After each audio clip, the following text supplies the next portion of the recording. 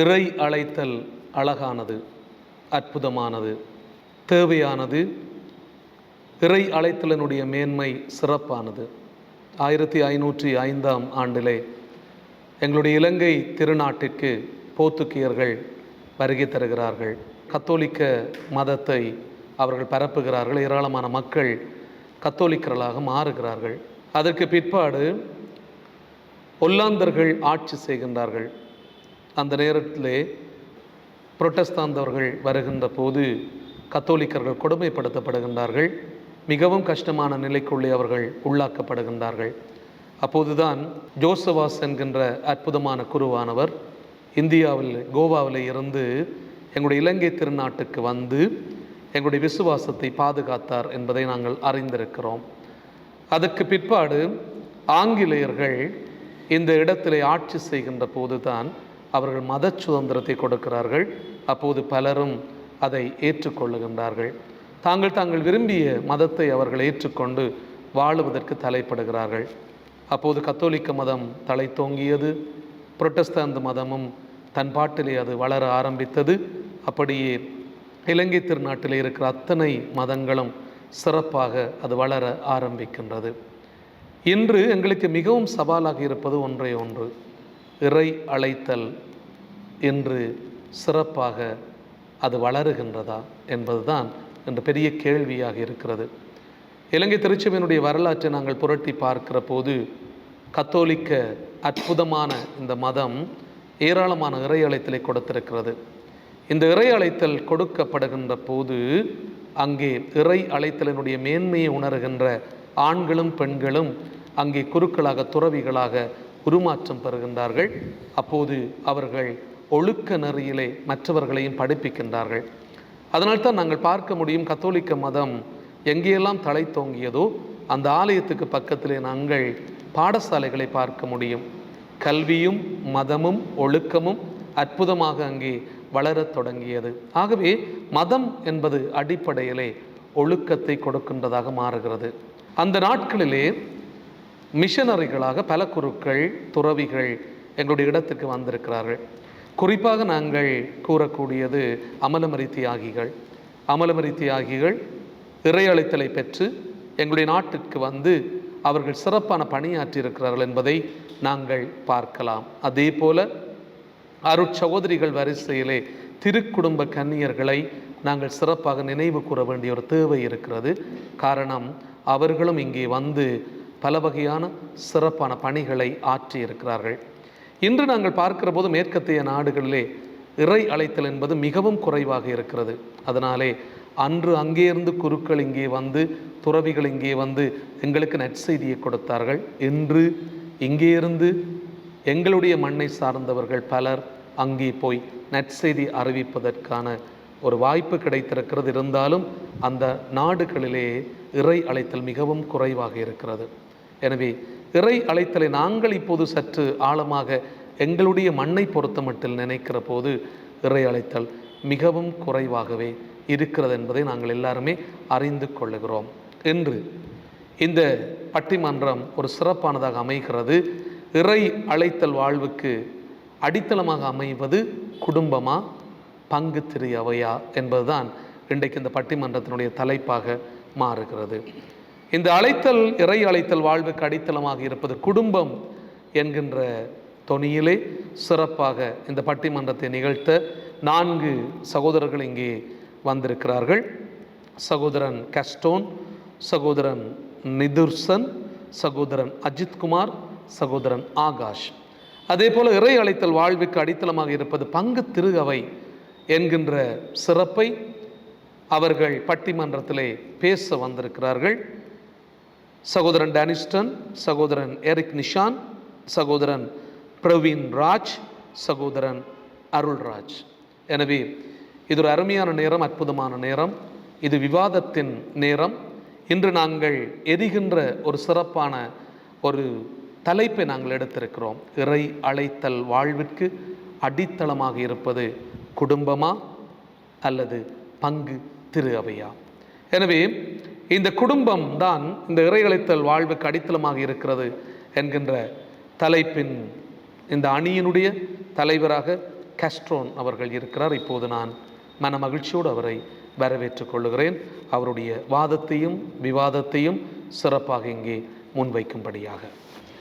இன்தமிழ் என்றும் மென்தமிழ் என்றும் பைந்தமிழ் என்றும் செந்தமிழ் என்றும் நாவலராலும் பாவலராலும் போற்றப்பட்ட அமிழ்த்தினும் இனிய என் தாய் தமிழை முதல் வணங்கி முத்தமிழ் வளர்த்திட்ட இச்சபை தனிலே எத்தனை எத்தனை முகங்கள் என் முகம் நோக்குகின்றனவோ அத்தனை முகங்களுக்கும் எனது இந்நேர வந்தனங்கள்.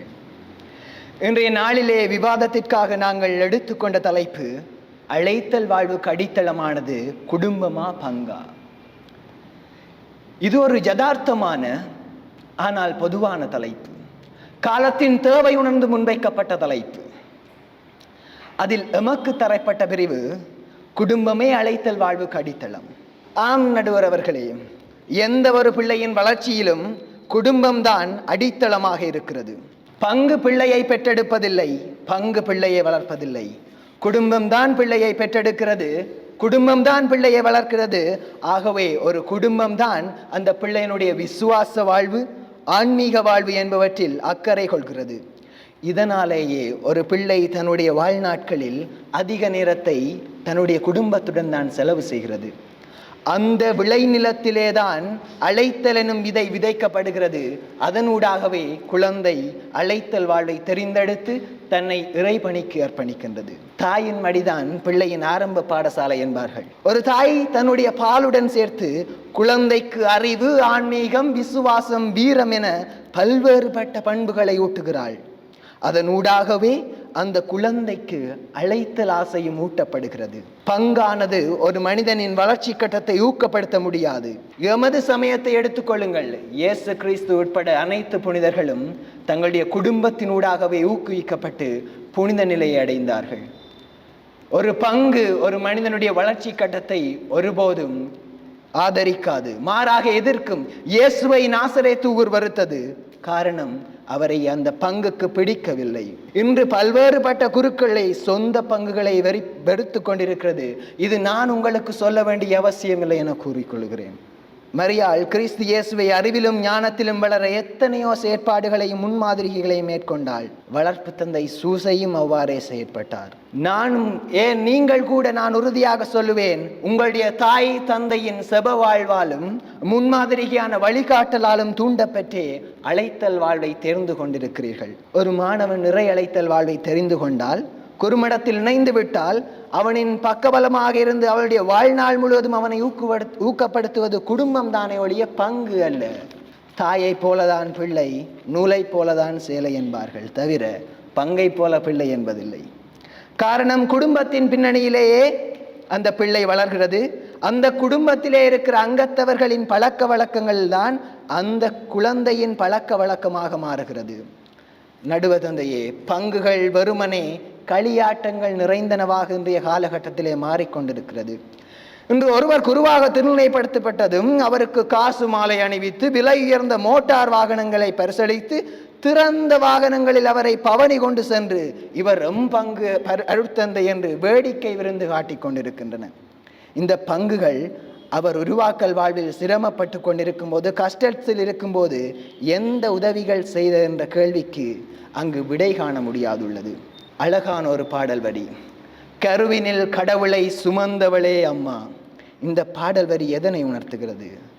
தாயின் கருதான் கடவுளையே சுமந்தது, குடும்பம்தான் கடவுளையே சுமந்தது.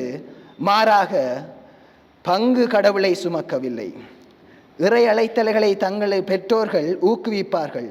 பெற்றோரின் வழிகாட்டல்களுக்கு மதிப்பளித்திய பிள்ளைகள் இறை அழைத்தல் வாழ்வுக்கு செவிமடுக்கின்றன. பங்கிலே நடைபெறுகின்ற நிகழ்வுகளிலே பங்கு வர வைப்பது கூட பெற்றோரின் ஊக்குவிப்புத்தான். ஆகவே குடும்பம் இல்லாமல் பங்கு இல்லை, குடும்பம் இல்லாமல் பண்பு இல்லை, குடும்பம் இல்லாமல் அழைத்ததில்லை, குடும்பம் இல்லாமல் ஆன்மீகம் இல்லை. ஆக மொத்தத்தில் குடும்பம் இல்லாமல் குருக்களே இல்லை என கூறிக்கொண்டு, நான் விட்டு சென்றதை எல்லாம் என்னுடைய கட்சிக்காரர்கள் தொட்டு செல்வார்கள் என்ற நம்பிக்கையுடன் விடைபெறுகிறேன். நன்றி. குடும்பம்தான் பிள்ளைகளை பெற்றிருக்கிறது. குடும்பம் வாழ்வினுடைய அடித்தளமாக அமைந்திருப்பது போல அழைத்தல் வாழ்வுக்கு மிக முக்கியமானது என்கின்ற பல கருத்துக்களை கஸ்ட்ரோன் அவர்கள் முன்வைத்திருக்கிறார். இந்த அழைத்தல் வாழ்வுக்கு அடித்தளமாக இருக்கிறது குடும்பம் என்கின்ற அணியினுடைய தலைவர். அவர் தன்னுடைய கட்சிக்காரர்கள் என்று சொல்லியிருக்கிறார். இப்போது நாங்கள் ஜனாதிபதி தேர்தலில் இருக்கிறோம். கட்சி என்று சொன்ன உடனே நீங்கள் பலரும் அதை நினைக்கக்கூடும். இது கட்சி அல்ல, இது அவரை சார்ந்த ஒரு அணியாக இருக்கின்றபடியினாலே அவர் அந்த தமிழை பாவித்திருக்கிறார். இருந்தாலும் மிகவும் அற்புதமான கருத்துக்களை அவர் இங்கே பகிர்ந்திருக்கிறார். குறிப்பாக தாயை போல பிள்ளை, நூலை போல சேலை, ஒரு தந்தையினுடைய அன்பு, பரிவு, பாசம் குழந்தைகளை எவ்வளவு தூரத்துக்கு வளர்க்கிறது, அதன் மூலமாக குடும்பம் இறை அழைத்தலினுடைய அடித்தளமாக அமைந்திருக்கிறது என்கின்ற கருத்தை கஸ்ட்ரோன் அவர்கள் பகிர்ந்திருக்கிறார். அவருக்கு நன்றியை கூறிக்கொண்டு, அழைத்தல் வாழ்வுக்கு அடித்தளமாக இருப்பது பங்கு திரு அவை என்கின்ற அணியினுடைய தலைவர் டனிஸ்டன் அவர்களை அன்பாக அழைத்து நிற்கிறேன். கனியிடை ஏறிய சுளையும் காட்சிய பாவிடை ஏறிய பாவும், நனிப்பசு பொழிந்திடும் பாலும் தென்னை நல்கிடும் குளிர் இளநீரும் இனியவை என்பேனே. ஆயினும் என் தாய்மொழி தமிழ் என் உயிர் என்பேனே. என் தாய்மொழி தமிழுக்கு முதற் வணக்கத்தை கூறிக்கொண்டு, நடுவர் அவர்களுக்கும் என் தரப்புவாதிகளுக்கும் எதிர்த்தரப்புவாதிகளுக்கும் நேர வணக்கங்கள். இன்றைய பட்டிமன்றத்தின் கருப்பொருள் என்னவென்றால், அழைத்தல் வாழ்வின் அடிப்படையும் அடித்தளமுமாக இருப்பது குடும்பமா பங்கு திருகவையா? அந்த வகையிலே அழைத்தல் வாழ்வின் அடிப்படையும் அடித்தளமுமாக இருப்பது பங்கு திருகவையே என என் அணிக்கு வலுச்சேர்க்க வந்துள்ளேன். அணி தலைவர் என்ற வகையிலே தலைப்பை விளக்க வேண்டிய கடப்பாடு எனக்கு உள்ளது. இதன் அடிப்படையில் அழைத்தல் என்றால் என்ன, அழைத்தலின் அவசியம் என்ன, அழைத்தலின் அடிப்படையும் அடித்தளமுமாக எவ்வாறு பங்கு திருகவை காணப்படுகின்றது என்று பார்த்தோமாயின், இறை அழைப்பு என்பது நாம தேர்ந்து கொண்ட ஒரு வாழ்க்கை முறை அல்ல. அவரவருக்கு அளிக்கப்பட்டிருக்கும் கொடைகளுக்கு ஏற்ப இறைவனால் அளிக்கப்பட்டிருக்கும் ஓர் திருப்பணியாகும். ஆக ஒரு கிறிஸ்து அவனிடம் இருந்தோ ஒரு கிறிஸ்து அவளிடம் இருந்தோ இறை அழைப்பை இந்த உலகத்தில் உள்ள எந்த சக்தியாலும் பெறவோ அளிக்கவோ முடியாது என்பது ஒரு வெளிப்படையான உண்மையாகும். அந்த வகையிலே ஒரு பிள்ளையின் அழைத்தல் வாழ்விற்கு மிகவும் முந்து சக்தியாக இருப்பது பங்கு திருகவைதான். ஏனெனில் சிறு வயதிலிருந்தே ஒரு பிள்ளையை பங்கு திருகவைதான் உருவாக்கம் கொடுத்து உருவாக்கி கொண்டு வருகின்றது. திருப்பாளர் சபைகள், பீடப்பணியாளர் சபைகள் சிறப்பாக மறைக்கல்விகள் மூலம் ஆன்மீகத்தை அளித்து ஒரு பிள்ளை தன் அழைத்தலை இனம் கண்டு கொள்ள பங்கு திருகவையே வழிவகுக்கின்றது. இதன் அடிப்படையில் அழைத்தலிற்கு அடிப்படையான ஓர் அடித்தளமாக பங்கு திருகவையே என்று காணப்படுகிறது. சரி, இவ்வாறு ஒருபுறம் பங்குகள் ஆன்மீகத்தை வளர்த்து கொண்டிருக்க இன்றைய குடும்பங்கள் என்ன செய்து கொண்டிருக்கின்றன என்று பார்த்தோமாயின், நடுவர் அவர்களே, குடும்பங்களில் ஒற்றுமையும் அமைதியும் சீர்குலைந்து விடிந்தும் விடியாமலும் முகப்புத்தகங்களின் மீது முகங்களை புதைத்தும் வாட்ஸ்அப்பின் மீது விரல்களை புதைத்தும் தான் அவர்களது விடியல் விடுகின்றது.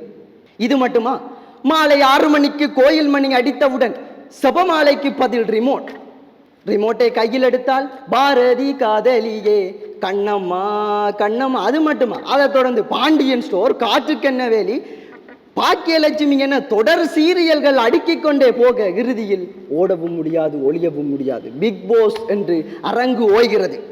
ஆக இத்தகைய ஆன்மீகமற்ற ஓர் குடும்ப சூழலும் உலக போக்கான குடும்ப சூழலும் எவ்வாறு நடுவரே இன்றைய காலத்தில் இறை அழைத்தலுக்கு அடிப்படையாகவும் சரி அடித்தளமாகவும் இருக்கும். என் எதிர்த்தரப்புவாதி சொன்னார், தாய்ப்பால் குடித்து பிள்ளைகளுக்கு அன்பு, இரக்கம், விசுவாசம் எல்லாம் வருகின்றதாம். நான் நினைக்கிறேன் இவர் 1980 பிறந்தவர். இப்போ பிள்ளைகளுக்கு அன்லீன், அங்கர், கோம்ப்ளன் தான் கொடுத்து பிள்ளைகள் வளருது. அது தெரியணும் நீங்கள் முதலாவது. அடுத்தது, ஒரு நாள் நான் திருநாள் ஒன்றுக்கு போனான். அங்கே தாயை துளைச்ச ஒரு பிள்ளைய கண்ணன. அப்போ அந்த பிள்ளையிட கேட்டன், ஏண்டா தம்பி நீ அம்மாவோட கையை பிடிச்சிருக்கலாம் தானே, துளைஞ்சிருக்க மாட்டேன். அப்போ அவன் சொன்னான், சார் இல்லை சார், அம்மா ஒற்ற கையில் ஐபேட் வச்சுருந்துவா, மற்ற கையில் கேன்பேக் வச்சுருந்துவா, அதான் அம்மாவோட கையை பிடிக்கலேன். சரிடா, நீ அம்மாவோட சாரி முந்தானையை பிடிச்சிக்கொண்டு போயிருக்கலாம் தானே. இல்லை சார், அம்மா முழங்கால் அளவு டைஸ்கர்ட் போட்டிருந்த வேண்டாம். சரிடா, ஓகே, அம்மாவோட முந்தானையை தான் பிடிக்கலாம், போயிட்டு அம்மாவோட தலைமுடி என்றாலும் பிடிச்சிருக்கலாம் தானே. இல்லை சார், எங்களோட அம்மா ஓவியம் மாதிரி கிப்பி வெட்டி இருந்த வேண்டாம். நடுவர் அவர்களே, ஓர் குடும்பத்தில் அழைத்தலினை தன் பிள்ளையின் மனதில் விதைக்க வேண்டிய முக்கிய இடத்தில் இருப்பவர் ஒரு தாய். அந்த தாயே ஆடம்பரத்தினுள்ளும் ஆன்மீகமற்ற உலகியல் வாழ்க்கையினுள்ளும் ஓடிக்கொண்டிருக்க இத்தகைய குடும்பச் சூழல் எவ்வாறு நடுவரே ஒரு அழைத்தல் வாழ்வின் அடித்தளமாகவும் அடிப்படையாகவும் இருக்கும். பலரும் சொல்லுவார்கள், குடும்பங்கள் பல சேர்ந்துதான் பங்கு உருவானது, பங்குக்கு அடிப்படை குடும்பம் தான் என்று சொல்லுவாங்க. இல்லை, நான் கேட்கிறேன், அப்படி பார்த்தா ஒரு குடும்பத்தில் ஒரு ஆள் வீதம் பங்குல 25 பேர் இருந்தாலும் எங்களோட மாட்டின் செம்மையில 25 பேர் ஒரு பங்குல இருந்து இருக்கும். இப்ப இருக்கிறார்களா? ஆகவே அறுதியும் உறுதியுமாக சொல்றேன், அழைத்தல் வாழ்வின் அடிப்படையும் அடித்தளமும் பங்கு திருகவையே என கூடிக்கொண்டு விடைபெறுகின்றேன். நன்றி. அற்புதமான தன்னுடைய விவாதத்தை டனிஸ்டன் அவர்கள் முன்வைத்திருக்கிறார். ஏற்கனவே நாங்கள் குடும்பத்தை பற்றி சிந்தித்திருக்கிறோம். இப்போது பங்கு திருகவை மிக முக்கியமானது என்பதை ஆணித்தரமாக சொல்லியிருக்கிறார். அதுக்குள்ளே அவர் சொல்லப்பட்ட மிக முக்கியமான விடயங்களுக்குள்ளே இன்று குடும்பங்கள் இறை அழைத்தலை ஊக்குவிக்கக்கூடியதாக இருக்கின்றதா? பல வகையான நவநாகரிக போக்குகள் இன்றைக்கு உலகத்திலே தலைவிரித்து தாண்டவம் ஆடிக்கொண்டிருக்கிற போது எப்படி இந்த பிள்ளைகள் இறை அழைத்தலை பெற்றுக்கொள்வார்கள்? இன்றைக்கு இறை அழைத்தல் என்பது மிகவும் கேள்விக்குறியாக இருக்கிறது. ஏனெனில் தந்தை, தாய், சகோதரர்கள் ஒவ்வொருவரும் தனித்தனி போக்கிலே அவர்கள் வாழ்ந்து கொண்டிருக்கிறார்கள். எனவே மிக முக்கியமான கருத்தை அவர் முன்வைத்திருக்கிறார். அதற்குள்ளே இன்னும் ஒரு கருத்தை நாங்கள் பார்க்க முடியும். திருப்பாலத்துவ சபை, பீடப்பணியாளர்கள், மறைக்கல்வி போன்றவை பங்கு திருகவையிலே அது உத்வேகம் பெறுகின்ற போதுதான் இறை அழைத்தலுக்கு அது வாய்ப்பாக அமைந்திருக்கிறது என்கின்ற ஒரு அழகான கருத்தையும் அவர் முன்வைத்திருக்கிறார். எனவே அவருக்கு நன்றியை கூறிக்கொண்டு, அழைத்தல் வாழ்வுக்கு அடித்தளமாக இருப்பது குடும்பம் என்கின்ற தலைப்பிலே இப்போது நான் ஜிதுர்சன் அவர்களை அழைத்து நிற்கிறேன். தமிழே தாயே வணக்கம், தாய் பிள்ளை உறவம்மா உனக்கும் எனக்கும். அழைத்தல் வாழ்விற்கு அடித்தளமாக அமைவது குடும்பமே. ஆம் நடுவர் அவர்களே, எந்த குழந்தையும் நல்ல குழந்தைதான் மண்ணில் பிறக்கையிலே. அவன் நல்லவராவதும் தீயவராவதும் பங்கின் வளர்ப்பினிலா நடுவர் அவர்களே, பங்கின் வளர்ப்பினிலா இல்லை, குடும்பத்தின் வளர்ப்பினிலே நடுவர் அவர்களே. இந்த பாடல் வரி போதாதா? அழைத்தல் வாழ்விற்கு அடித்தளமாக அமைவது குடும்பமே என்பதை எடுத்து காட்டுவதற்கு. ஒரு குழந்தை பிரசவித்து சமூகத்துக்கு அறிமுகப்படுத்தியது ஒரு குடும்பம். குடும்பத்தை குட்டி திருச்சபை என்கிறோம். அந்த வழியில் பார்த்தால் திருச்சபையின் அடித்தளமே குடும்பம்தான் நடுவர் அவர்களே. சிறு வயது முதல் ஒழுக்கங்களையும் நல்ல பழக்க வழக்கங்களையும் ஊட்டி வளர்த்தது குடும்பங்களே. குடும்பத்தில் உள்ள பெற்றோர்தான் எமக்கு ஆன்மீகத்தை ஊட்டி நாம் ஆலய வாயில்களை காண்பதற்கு வழிவகுத்தார்கள். இல்லையேல் நாம் ஆலயத்தை கண்டிருக்க மாட்டோம், ஏன் பங்கை கண்டிருக்க மாட்டோம். நல்ல உள்ளங்கள் தான் இறைவன் உறையும் இல்லங்கள் ஆகின்றன. அந்த வகையில் நற்குணங்களையும் நற்பண்புகளையும் சிறு வயது முதல் ஊட்டி வளர்த்து ஒரு பிள்ளையை நல்ல வழியில் நடத்தி செல்வது குடும்பமே தவிர பங்குகள் அல்ல நடுவர் அவர்களே. நம் ஆண்டவர் இயேசு கிறிஸ்துவை பார்ப்போம். அவரது வாழ்வில் குடும்பத்தில் அன்னை மரியாள் அவருக்கு வழங்கிய வழி நடத்தலும் வளர்ப்பு தந்தை சூசியப்பர் கொடுத்த வழி நடத்தலுமே அவர் அழைத்தல் வாழ்வின் ஆணி வேராகவும் அடிப்படையாகவும் இருந்தது நடுவர் அவர்களே. ஒரு பிள்ளையை ஆன்மீக வாழ்வில் வழி நடத்தி குறுமடத்திற்கு அனுப்பி வைப்பது குடும்பமே. அப்பிள்ளையை அனுப்பியது முதல் அக்குழந்தையின் குருவாக திருநிலைப்படுத்தப்படும் வரை அக்குழந்தை எதிர்கொள்ளும் சவால்கள், துன்பங்கள், துயரங்கள், வேதனைகள், கஷ்டங்கள் எல்லாவற்றிலும் உடன் இருப்பது குடும்பங்களே தவிர பங்குகள் அல்ல நடுவர் அவர்களே. பங்குகள் என்றால் என்ன நடுவர் அவர்களே? ஆன்மீகத்தை மக்களுக்கு ஊட்டும் அமைப்பே பண்பு என்கின்றோம். பங்குகள் ஆன்மீகத்தை மதிலுக்கும் சுவர்களுக்கும் ஊட்டுவதில்லை. மாறாக குடும்பங்களில் உருவாக்கப்பட்ட நல்வழிப்படுத்தப்பட்ட வழிநடத்தப்பட்ட இறை மக்களுக்கே ஆன்மீகத்தை போற்றுகின்றது. இதன்படி நோக்கினால் குடும்பம் இல்லையேல் பங்குகள் நிலைத்திருக்க முடியுமா நடுவர் அவர்களே? ஏன் உருவாயிருக்கத்தான் முடியுமா? அந்த வகையில் நாம் நோக்கும்போது அழைத்தல் வாழ்விற்கு அடித்தளமாக அமைவது குடும்பமே என அறுதியும் உறுதியுமாக கூறி இச்சரணத்தை வழங்கிய நடுவர் அவர்களுக்கு நன்றி கூறி விடைபெறுகின்றேன். நன்றி. அழைத்தல் வாழ்வுக்கு அடித்தளமாக இருப்பது குடும்பம் என்கின்ற அணியிலே ஜிதுர்சன் அவர்கள் தன்னுடைய வாதத்தை முன்வைத்திருக்கிறார். எந்த குழந்தையும் நல்ல குழந்தை தான் மண்ணில் பிறக்கையிலே அவர் நல்லவராவதும் தீயவராவதும் அன்னை வளர்ப்பு நிலை என்று சொல்லுவார்கள். ஆனாலும் அவர் ஒரு மிக முக்கியமான கருத்தை அங்கே பதிந்திருந்தார். எந்த குழந்தையும் நல்ல குழந்தை தான் மண்ணில் பிறக்கையிலே அவர் நல்லவராவதும் தீயவராவதும் பெற்றோர்கள் வளர்ப்பு நிலை என்று சொல்லியிருந்தார். மிக முக்கியமான ஒரு பதிவு. அத்தோடு நாங்கள் பார்க்கிறோம், குடும்பம் என்பது குட்டி திருச்சபை. திருச்சபையினுடைய அடித்தளமாக அமைந்து கொண்டிருப்பது, விளைநிலமாக இருப்பது குடும்பம் என்பதை மிகவும் ஆணித்தரமாக சிறப்பாக அவர் முன்வைத்திருக்கிறார். எனவே அவருக்கு நன்றியை கூறிக்கொண்டு, அழைத்தல் வாழ்வுக்கு அடித்தளமாக இருப்பது பங்கு திரு அவைதான் என்கின்ற அணியை சார்ந்த எரிக் நிஷான் அவர்களை இப்போது நான் அழைத்து நிற்கிறேன். தமிழுக்கு அமுதென்று பெயர், இன்ப தமிழங்கள் உயிருக்கு நேர். அவையிலே வீற்றிருக்கும் நடுவர் அவர்களுக்கும், என் தரப்பு வாதியினருக்கும் எதிர்த்தரப்பு வாதியினருக்கும், இம்மறையலை தொலைக்காட்சியினூடாக இப்பட்டிமன்றத்தை பார்த்து கொண்டிருக்கும் நேயர்களாகிய உங்கள் அனைவருக்கும் எனது இந்நேர வணக்கங்கள். இன்றைய அழைத்தல் வாழ்விற்கு அடிப்படையானது பங்கு என்னும் தலைப்பிலே வாதிட வந்திருக்கின்றேன். ஒரு குறும்பட மாணவனுக்கு அவனுடைய அடையாளமாக இருப்பது குடும்பம் அல்ல, மாறாக பங்குதான். பங்காலேயே மற்றவர்களுக்கு அதிகம் ஒரு குறும்பட மாணவன் அடையாளப்படுத்தப்படுகின்றான். ஏனெனில் அழைத்தல் வாழ்விற்கு அடிப்படையானது பங்கா. ஒரு குறும்பட மாணவரிடம் நான் கேட்டேன், உனக்கு ஏன் ஃபாதருக்கு படிக்கணும் என்ற ஆசை வந்தது? அதற்கு அவன் சொன்னான், எங்களோட பங்கு தந்தையை பார்த்த பிறகுதான் எனக்கு ஃபாதருக்கு படிக்கணும் என்ற ஆசை வந்தது. நான் திருப்பி அவன்கிட்ட கேட்டேன், உங்களோட பங்கு தந்தை என்னென்ன பணிகளை எல்லாம் உங்களோட பங்கில் செய்கிறவர்? இப்போ அவன் சொன்னான், ஏழாத ஆக்களுக்கு நிறைய உதவி செய்கிறவர், என்ன மாதிரி பல மாணவர்களை உருவாக்குறவர். அப்போ நான் அவன்கிட்ட கேட்டேன், உண்ட பங்கு மக்கள் உன்னோட என்ன மாதிரி நல்ல சுமூகமான உறவிலையாக இருக்கிறார்கள்? அதற்கு அவன் சொன்னான், என் குடும்பத்தை விட என் பங்கு மக்கள் என்னில் அதிகம் பற்றும் பாசமும் வைத்திருக்கிறார்கள். ஆம் நடுவர் அவர்களே, இவ்வுரையாடலிருந்து நாம் பெற்றுக்கொள்ளும் படிப்பினை என்னவென்றால், குறுமட மாணவர்கள், அதாவது அழைத்தல் வாழ்விற்கு பங்கே அடிப்படையானதொன்றால். நடுவர் அவர்களே, நான் உங்களிடம் ஒரு கேள்வி ஒன்றை கேட்க விரும்புகின்றேன். இன்றைய கால குடும்பங்களை பார்க்கும்போது பல குடும்பங்கள் தொலைக்காட்சியில் தொலைந்து போன குடும்பங்களாகவும், தொலைபேசியினுள் முகத்தை புதைத்து வாழுகின்ற குடும்பங்களாகவும் வாழ்ந்து வருகின்றன. என்னட்டே கேள்விய அன்றைய இயேசுமரி சூசையை போன்ற திருக்குடும்பங்கள் போன்றா இன்றைய திருக்குடும்பங்கள் வாழ்ந்து வருகின்றன என்று சற்று சிந்தித்து பார்க்க வேண்டும். ஆகவே நடுவர் அவர்களே, நீங்கள் சற்று யோசித்து பாருங்கள். இன்றைய சமூகத்தில் இவ்வாறான வாழ்க்கை வாழும் குடும்பங்களிலிருந்து எவ்வாறு இறை அழைத்தல் ஊக்குவிக்கப்படும் என்று சற்று சிந்தித்து பார்க்க வேண்டும். ஒரு குறுமட மாணவனின் அடிப்படை உருவாக்கம் பங்கிலே அதிகம் வளர்க்கப்படுகிறது. ஏனெனில் இன்றைய குடும்பங்களில் இயந்திர உலகத்தின் பிடியில் மூழ்கி கிடப்பதால் மனிதர்களுக்கும் மற்றவர்களோடு தொடர்பை ஏற்படுத்தக்கூட நேரமில்லாமல் அலைகின்றார். ஆனால் பங்குகளிலே மாணவர்கள் அழைத்தலை பெற்றுக்கொள்ள ஊக்குவிக்கப்படுகின்றார்கள்.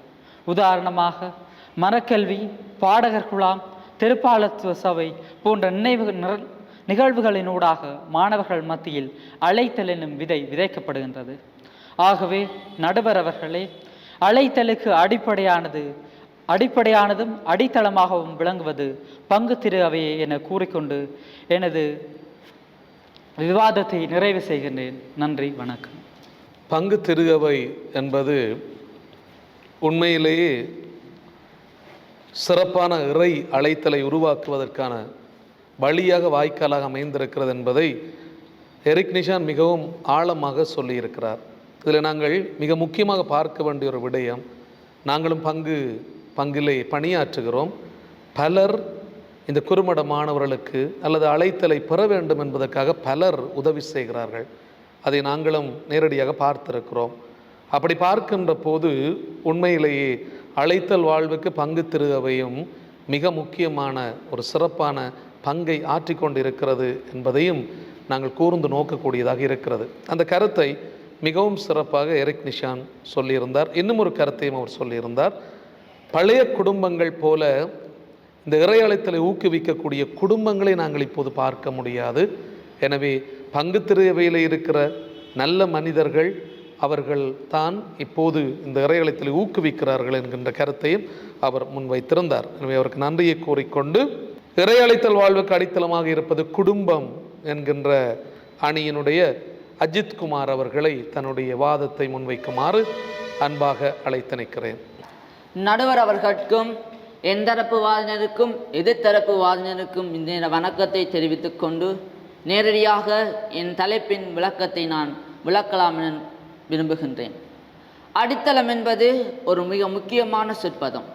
எம் வாழ்விற்கும் நாம் செய்கின்ற செயற்பாட்டிற்கும் நாம் இருக்கின்ற இடத்திற்கும் ஒரு அடித்தளம் ஒன்று இருக்கும். அடித்தளமில்லா வாழ்வு ஒரு நிரந்தரமற்றதாகவே காணப்படும். நாம் சமூக கண்ணோட்டத்திலே பார்க்கும்போது ஒருவன் சமூகத்திலே ஒரு நல்ல பிரஜையாக வாழ வேண்டுமென்றால் அவன் குடும்பம் என்ற அடித்தளத்தில் இருந்தே உருவாக்கம் பெற்று வருகின்றான். ஏனெனில் சமூகத்தின் அடிப்படை அழகு குடும்பமாகவே காணப்படுகின்றது. சமய கண்ணோட்டத்தில் பார்ப்போமானால் அழைத்தல் என்பது இறைவன் நமக்கு கொடுக்கும் ஒரு மிகப்பெரிய பொக்கிஷம். அந்த அழைத்தல் பற்றிய ஆர்வம் முதலில் குடும்பத்திலிருந்தே வருகின்றது.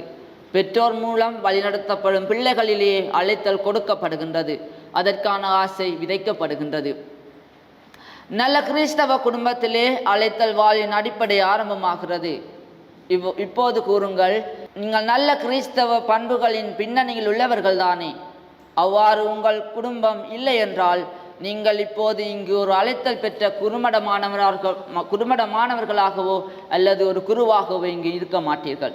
எந்த உயிரினமும், அதாவது மனிதனோ அல்லது விலங்குகளோ, தனது பெற்றோரிடமிருந்தே முதலில் அனைத்தையும் கற்கிறது. அவ்வாறு அழைத்தலின் அத்திவாரமும் முதலில் பெற்றோர் மூலமே போடப்படுகின்றது. அழைத்தல் வளர்வது சமூகத்தில் இருந்தாலும் அதன் அடித்தளம் குடும்பமாகவே காணப்படுகின்றது. ஒவ்வொரு குடும்ப மாணவனுடைய வாழ்வினையும் நாம் புரட்டி பார்க்கின்ற போது அந்த மாணவனுடைய வாழ்விலே மிகப்பெரிய செல்வாக்கு செலுத்துவது குடும்பமே ஆகும், பங்கு அல்ல. பங்கானது அவனது தெரிவினையும் அவனுடைய திறமையையும் பாராட்டுகின்றது. நம் ஆண்டவர் இயேசுவின் வாழ்வினை நாம் புரட்டி பார்க்கின்ற போது திருவிவிலியத்திலே லூக்கா நற்செய்தியாளர் கூறுகின்றார், இயேசு ஞானத்திலும் உடல் வளர்ச்சியிலும் கடவுளுக்கும் மனிதனுக்கும் உகந்தவராய் வாழ்ந்து வந்தார். நற்செய்தியாளர் லூக்கா நற்செய்தியாளர் குடும்ப பின்னணியிலே இந்த வசனத்தை கூறியிருக்கின்றார். இயேசுவை இந்த உலகம் வணங்குவதற்கு அடித்தளமிட்டது குடும்பம். பங்கு அவரை உருவாக்கவில்லை, மாறாக அவரை வெறுத்தது. இறுதியாக அவரை சிலுவை மரத்தில் ஏற்றியது. பங்குகள் இப்பொழுது பம்பலடிக்கும் தலங்களாகவே காணப்படுகின்றது. குறிப்பாக குறித்த காலங்களில் கூட்டங்கள் வைப்பதில்லை. இளைஞர் சங்க, பீடப்பணியாளர், பாடகுலாம் என்பவையெல்லாம் பங்குகளிலே ஒரு நாம பெயராகவே காணப்படுகின்றது. அதன் செயற்பாடுகள் இப்போ சற்று குறைந்தே செல்கின்றது. திருப்பலிக்கு வருவார்கள், ஆன்மீக செயற்பாடில் ஈடுபடுவார்கள். ஆனால் அவை ஆன்மீக ரீதியாக அல்லாமல் ஆடம்பர ரீதியாகவே வெளிப்படுத்தப்படுகின்றது. கைவீசமாக கைவீசு, கடைக்கு போனேன் கைவீசு என்று கோயிலுக்கு வந்து செல்வார்கள். இவ்வாறான பங்குகளில் எவ்வாறு அழைத்தல் உருவாகும்? இறை அழைத்தலை பெற்ற மாணவன் எவ்வாறு தனது உருவாக்கத்தை பங்குகளை வெளிப்படுத்த முடியும்? ஒரு குருவினுடைய வாழ்வினை நாம் நோக்குவோமானால், ஒரு குருவானவர் தனது உருவாக்கத்தை குடும்பத்திலே முதலாவதாக பெறுகின்றார். அதிலே தனது அழைத்தலை உணர்ந்து பெற்றோரிடம் கூறுகின்றார். பெற்றோரிடம் கூறிய பின் பெற்றோர் பங்கு தந்தையிடம் அறிவிக்கின்றார். பங்கு தந்தையிடம் அறிவித்த பின் அவன் சிறிய குடும்பத்தில் சேர்க்கப்படுகின்றான். சிறிய குடும்பத்திலே உருவாக்கம் அவனுக்கு கொடுக்கப்படுகின்றது. ஆனாலும் அந்த உருவாக்கத்துக்கு அடிப்படையாக காணப்படுவது குடும்பத்திலே அவனுக்கு கொடுக்கப்படுகின்ற அடித்தளமான உருவாக்கமே ஆகும். அதன் பின்னர் அவன் பெரிய குடும்பத்தில் சேர்க்கப்படுகின்றான். பெரிய குடும்பத்தில் சேர்க்கப்பட்டாலும் அங்கே அவனுக்கு ஒன்று தனிப்பட்ட உருவாக்கம் காணப்படுகின்றது. அதனோடு தான் குடும்பத்திலே பெற்ற உருவாக்கத்தையும் சிறிய குடும்பத்தில் பெற்ற உருவாக்கத்தினையும் பெரிய குடும்பத்தில் கொடுக்கப்படும் உருவாக்கத்தோடு அவன் உருவாக்கம் பெற்று வருகின்றான். அதன் பின் அவன் ஒரு குருவாக திருநிலைப்படுத்தப்படுகின்றான். குருவாக திருநிலைப்படுத்தப்பட்ட பின்னர் அவன் பங்குகளிலே பணிகளை செய்கின்றான். அதற்கு ஒட்டுமொத்தமாக அதன் அடித்தளத்தை நாம் பார்ப்போமானால் குடும்பத்திலே அவனுக்கு கொடுக்கப்பட்ட ஒரு அடித்தளமான உருவாக்கமே ஆகும். எதிரணி தலைவர் கூறியிருந்தார், மறைக்கல்வி மற்றும் திருப்பாலத்துவ சபை என பங்குகள் தான் ஆரம்ப கட்டம் என்று. அந்த பங்குகளிலே மறைக்கல்வியிலே திருப்பாலத்துவ சபையிலே மாணவர்கள் பங்கு பெற்ற வேண்டுமென்றால் அது குடும்பத்தின் விருப்பிலே தான் தங்கி இருக்கின்றது. குறிப்பாக நீங்கள் திருவிழா காலங்களில் பார்ப்பீர்களானால் திருவிழா காலங்களில் அனைத்து செயற்பாடுகளும் செய்யப்படும். ஆனால் அவை ஆன்மீக ரீதியாக அல்லாமல் ஆடம்பர ரீதியாகவே காணப்படும். அவ்வாறு ஆடம்பர ரீதியாக காணப்படுமானால் அவன் சிறிய குடும்பத்தில் பெற்ற உருவாக்கத்தினை எவ்வாறு பங்கு மட்டங்களிலே வெளிப்படுத்துவான்? அவனுக்கு அது ஒரு மிகப்பெரிய சவாலாக காணப்படும் என்று எனது விவாதத்தை நிறைவு செய்கிறேன். நன்றி. இறை அழைத்தல் வாழ்வுக்கு அடித்தளமாக இருப்பது குடும்பம் என்கின்ற அணியை சார்ந்த அஜித்குமார் அவர்கள் தன்னுடைய வாதத்தை முன்வைத்திருந்தார். அடித்தளம் என்கின்ற ஒரு கருத்தை மிக முக்கியமாக அவர் சொல்லியிருந்தார். குடும்பம் அடித்தளமாக இருக்கிற போதுதான் அந்த அடித்தளத்தில் எழுப்பப்படுகின்ற கட்டடம் சிறப்பாக இருக்கும் என்பதை மிகவும் ஆணித்தரமாக சொல்லுவதற்கு அவர் விரும்பி இருக்கிறார். சில வேளையில் கொஞ்சம் டைம் எடுக்கின்றபடியினாலே இவற்றை பிரசங்கத்தை கேட்பதற்கு மக்கள் எப்படி இருப்பார்களோ தெரியவில்லை. எதிர்காலத்திலே நேர காலத்தோடு இந்த விஷயங்களை சரியான முறையிலே நாங்கள் சொல்லுவதற்கு, அதாவது குறிப்பிட்ட விடயங்களை குறிப்பிட்ட தருணத்திலே அற்புதமாக சொல்ல வேண்டும். எனவே ஒரு நல்ல கருத்தை அவர் சொல்லியிருந்தார். கிறிஸ்தவ குடும்பங்கள் இறை அழைத்தலினுடைய விளைநிலங்களாக இருக்கின்றன. அதனாலே அந்த அடித்தளத்திலே கட்டப்படுகின்ற அற்புதமான மனிதர்கள், மனுஷிகள் சிறப்பானவர்களாக இறை அழைத்தலில் மேன்மையாக இருப்பார்கள் என்கின்ற கருத்தையும் அவர் முன்வைத்திருந்தார். இப்போது இறை அழைத்தல் வாழ்வுக்கு அடித்தளமாக இருப்பது பங்கு திருவை என்கின்ற அணியினுடைய பிரவீன் ராஜ் அவர்களை அழைத்து நிற்கிறேன். அனைவருக்கும் வணக்கத்தை கூறிக்கொண்டு நேரடியாக என் தலைப்புக்குள் வருகின்றேன். அதாவது இன்றைய நாளிலே எமக்கு தரப்பட்ட தலைப்பானது இன்றைய சமூகத்தில் இறை அழைத்தலுக்கு அடித்தளம் இடுவது பங்கா அல்லது குடும்பமா என்ற தலைப்பில் நான் இன்றைய அழைத்தல் வாழ்வுக்கு அடித்தளம் இடுவது பங்கே என்ற கருப்பொருளில் சிந்திக்க வந்திருக்கின்றேன். முதலாவது நாம் குடும்பத்தை எடுத்துக்கொண்டால் இன்றைய குடும்ப ஜெபமாலை என்பது சொல்லுகிறதா என்ற ஒரு கேள்வியை நான் முன்வைக்கின்றேன்.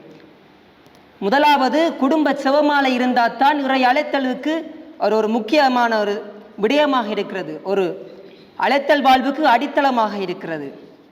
அடுத்தது இன்றைய குடும்பத்தை எடுத்துக்கொண்டால் எவராவது ஒற்றுமையாக வாழ்ந்து கண்டிருக்கிறீர்களா?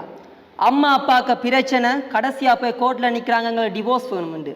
அங்கால பிள்ளைகள் அணியில் அம்மாண்ட பக்கம் போகிறதா இல்லை அப்பாண்ட பக்கம் போகிறதான்ற நடு தெருவில் நிற்கிறார்கள். பிறகு எவ்வாறு கூறலாம் இறை அழைத்தலுக்கு அடித்தளம் இடுவது குடும்பம் என்று? அடுத்த விடயம், மாலை 6 மணி தொடக்கம் 9 மணி வரை நேரம்தான் அனைவரும் வீட்டிலே ஒன்றாக கூடியிருக்கிற நேரம். ஏனென்றால் காலையிலே மாணவர்கள் படிப்பதற்காக பாடசாலை சென்று விடுவார்கள், அப்பா வேலைக்கு சென்று விடுவார், அம்மா சமைப்பது அந்த வேலைப்பாடுகள். மாலை நேரம் 6 மணி தொடக்கம் 9 மணி நேரம் மட்டும்தான் அனைவரும் ஒன்றாக கூடியிருந்து கதைத்து மகிழ்வதற்கான நேரம். இந்த நேரத்திலே இன்றைய காலகட்டத்திலே என்ன நடக்கின்றது? அம்மா டிவிக்கு முன்னால் சீரியல் பார்க்குறா, அப்பா அங்கே ஏதோ செய்கிறார், அண்ணா டின்னோட ரோட்டில் நிற்கிறான், தம்பி பொடியலோட ரோட்டில் நின்று செய்கிறான். இதைத்தான் ஒரு கவிஞன் பாடுகிறான். அப்பா அங்கே அடிப்படையில் ரொட்டி சுடுகிறா, அம்மா அங்கே கலர் கலரா சாரி பார்க்குறா. இவ்வாறு சாரியும் ரொட்டியும் சுட்டு கொண்டிருந்தால் எவ்வாறு ஒரு குடும்பம் இறை அழைத்தலை ஊக்குவிக்க முடியும்? அடுத்தது, யாராவது சொல்லுவாங்களா நான் அம்மாவை பார்த்தா இல்லை அப்பாவை பார்த்து தான் ஃபாதருக்கு படிக்க வந்தான்? இல்லை, கட்டாயம் ஒருத்தன் சொல்லுவான் நான் ஃபாதரை பார்த்தா படிக்க வந்தாண்டு. நான் கூட எனக்கு ஒரு மொடர்ன் ஃபாதர் ஒருத்தர் இருக்கிறேன், நானும் அவரை பார்த்து தான் படிக்க வந்தேன். அடுத்த விடயம், நாங்கள் கடந்த 2 மாதமாக ஒகேஷன் கேம்ப் நடத்தி கொண்டிருக்கிறோம். அந்த ஒகேஷன் கேம்ப் நாங்கள் பங்கு ரீதியாக தான் போட்டுக்கொண்டு வரோம். எங்கேயாவது நாங்கள் குடும்பமாக போட்டு நாங்கள் நேம் லிஸ்ட் எடுத்துக்கொண்டு வரோமா? இல்லை, எப்பையும் நாங்கள் பங்காகத்தான் போட்டு பங்கில் எவ்வாறு அவருடைய பிள்ளைகளுடைய செயற்பாடு இருக்கிறது பங்கு தைந்தையோட கதைத்து தான் அந்த பிள்ளைகளின் நேமை எடுத்துக்கொண்டு வருகின்றோம். அடுத்தது அஜித்குமார் கூறி சென்றார், அவரே கூறிவிட்டு சென்றார், இன்றைய அழைத்தல் வாழ்வுக்கு சமூகம்தான் அடித்தளம் இடுகின்றது. அவருடைய தலைப்பு அவருக்கு விளங்கவில்லை என்று நான் இருக்கின்றேன். அவருடைய தலைப்பு இன்றைய கால அழைத்தல் வாழ்வுக்கு அடித்தளம் இடுவது குடும்பம். அவர் கதைக்க வேண்டிய தலைப்பு குடும்பமே தவிர சமூகம் இல்லை. நான் குறுமடத்துக்கு வந்த பிறகு நான் வீட்டுக்கு போனால் எங்களை குடும்பத்தை விட நம்முடைய பங்கு மக்களாக நம்மளோட கூடவே இருக்கிறாங்க. எங்களை பிரச்சனையை கேட்குறாங்க, குடும்ப பங்காக்கள் எங்களை பிரச்சனை இருக்கா, நாங்கள் மண்டாரம் தம்பி யோசிக்காத நல்லா படி, ஃபாதர் எங்களுக்கு உதவி வேணுமா, காசு வேணுமான்னு கேட்டு உதவிகள் செஞ்சு கொண்டிருக்கிறேன். இவ்வாறு பல பங்குகள் ஒவ்வொரு மாணவனுக்கு பல்வேறுபட்ட ரீதியாக அவனுக்கு உதவியை வழங்கி கொண்டிருக்கிறது. ஆகவே நான் கூறுகின்றேன், இன்றைய காலகட்டத்திலே அழைத்தல் வாழ்வுக்கு அடித்தளம் என்பது பங்குதான் என்று. மேலும் பொதுவாக பங்கு குருவானவர் இன்றைய காலகட்டத்திலே மாணவர்களுக்கு படிப்பிப்பது வழக்கம். அதே சமயம் கண்டிப்பதும் வழக்கம். ஆனால் இன்று கண்டித்தவுடனே அப்பா வந்து நிற்பார், யார்ட்டா இந்த படம் எனக்கு அடித்தது, பால் எடுத்து வட்டி விட்டுவானுண்டு. இப்படி ஒரு குடும்பம் எவ்வாறு ஒரு இறை அழைத்தல் வாழ்வை ஊக்குவிக்க முடியும் என்று நான் கூறி செல்கின்றேன். இறை அழைத்தல் வாழ்விற்கு அடித்தளமாக இருப்பது பங்கு திரு அவை என்கின்ற அணியின் பிரவீன்ராஜ் தனது வாதங்களை முன்வைத்திருக்கிறார். குடும்பத்திலே என்று செபம் இருக்கிறதா? எங்களுக்கு தெரிந்த செபமே செபமாலை என்கின்ற செபம்தான். முந்தையெல்லாம் அந்த நாட்களிலே 6 மணிக்கு திறந்து அதை அடிக்கிற போது உண்மையாக எங்களுடைய கத்தோலிக்க குடும்பங்கள் எல்லாமே திருச்செபமாலையோடு இருந்திருக்கின்றன. ஆனால் இப்போது நிலைமை மாறிவிட்டது என்பதை நாங்கள் எல்லாருமே அறிந்து கொள்ளுகிறோம். ஆனால் குடும்பம் என்பது மிக முக்கியமான அடித்தளமாக அமைந்திருக்கக்கூடிய குடும்பங்கள் இன்றைக்கு எப்படி அவை உதாரணமான குடும்பங்களாக இருக்கின்றனவா என்பது இன்றைக்கு பெரிய கேள்வியாக இருக்கிறது என்பதை பிரவீன்ராஜ் முன்வைத்திருக்கிறார். அத்தோடு குடும்பத்தில் இருக்கிற பிளவுகள், பிரச்சனைகள், குறிப்பாக விவாகரத்து, குடும்பத்தில் ஒற்றுமை இல்லாத தன்மைகள், இப்படியான நிலைகள் இருக்கிற போது எப்படி ஒரு குடும்பத்திலே இறை அழைத்தல் பெருக முடியும், வளர முடியும் என்பதை ஆணித்தரமாக சொல்லி சென்றிருக்கிறார் பிரவீன்ராஜ். இதற்கு மறுப்பு தெரிவிக்கும் விதமாக இறை அழைத்தல் வாழ்வுக்கு அடித்தளமாக இருப்பது குடும்பம் என்கின்ற அணியின் ஆகாஷ் அவர்களை அழைத்து நிற்கிறேன். ஓடையிலே என் சாம்பல் ஓடும் போதும் ஒன் தமிழே சலசலத்து ஓட வேண்டும். பாடையிலே படுத்து ஊரை சுற்றும் போதும் பைந்தமிழிலே அழுமோசை கேட்க வேண்டும் என என் தாய் தமிழுக்கு முதல் வணக்கத்தை கூறிக்கொண்டு மத்தியில் வீற்றிருக்கும் நடுவர் அவர்களுக்கும் என் தரப்பு வாதியினருக்கும் எதிர்த்தரப்பு வாதியினர் அனைவருக்கும் இந்நேர வந்தனங்களை கூறிக்கொண்டு, அழைத்தல் வாழ்விற்கு அடித்தளம் குடும்பமா பங்கு திரு அவையா என்பதுதான் இன்றைய பட்டிமன்றத்திற்கான தலைப்பு. அதாவது குடும்பமா அல்லது பங்கு திரு அவையா அழைத்தல் வாழ்விற்கு ஊக்கம் அளிப்பதில் ஒரு சிறந்த வகிபாகம் வகிப்பது எது என்பதே இன்றைய பட்டிமன்றத்தின் மைய கருத்தாகும். நான் மிகவும் ஆணித்தரமாக கூறுகின்றேன், அழைத்தல் வாழ்விற்கு ஒரு குருவின் வாழ்க்கைக்கு குடும்பமே முதல் அடித்தளமாக இருக்கும் என்று கூறிக்கொள்கின்றேன். எமது திரு அவையிலேயே குடும்பத்தை ஒரு குட்டி திருச்செவியாக கருதுகின்றனர். ஏனெனில் குடும்பமே எல்லாவற்றிற்கும் அடித்தளம். அதுபோல ஒரு குருவினுடைய வாழ்க்கையிலும் குடும்பமே ஒரு அடித்தளமாக விளங்குகின்றது. ஒரு குருவானவருக்கு திரு அவையை விட, ஏன் குருமடத்தை விட குடும்பமே முதல் கட்ட உருவாக்கத்தினை அளிக்கின்றது. உதாரணமாக ஒரு குருவிற்கு இறை பக்தியை அளிப்பது குடும்பம். குடும்பத்தில் பெற்றோர் சொல்லும் செபங்களையும் இறைவன் முன் வாழும் வாழ்க்கையும் கொண்டே ஒரு பிள்ளை இறைவனிடத்தில் பக்தி கொள்கின்றது. ஒரு குருவானவருக்கு சிறுவயதிலே முதல் முறையாக திருச்சிலுவை அடையாளம் வரைய கற்றுக் கொடுப்பது ஒரு குருவோ அல்லது ஒரு பங்கு திருவையோ அல்ல, மாறாக குடும்பத்தில் உள்ள பெற்றோரோ அல்லது தாத்தா பாட்டியோ தான். அதுவே ஒரு குருவானவருக்கு இறைவேண்டலில் நிலைத்திருப்பதற்கான அடித்தளமாக விளங்குகின்றது. இதுவே எனது அழைத்தல் வாழ்விற்கான உண்மையான அடித்தளமும் ஒவ்வொரு குருவானவரின் அழைத்தல் வாழ்விற்கும் அடித்தளமுமாகும். புனித ஜோசவாசை எடுத்துக்கொண்டால் உதாரணமாக, அவர் சிறுவனாக இருந்தபோது அவருடைய பெற்றோரான கிறிஸ்தோபர் வாஸ், மரிய மிராண்டா ஆகியோரின் செப வாழ்வும் இறை பக்தியுமே அவரின் குருத்துவ வாழ்விற்கு அத்திவாரமாக விளங்கியது. ஒரு மாணவன் குருவாக வர வேண்டும் என்று ஆசைப்பட்டால் முதலில் யாரிடம் சொல்கிறான்? தனது பெற்றோரிடமே தெரிவிக்கின்றான்.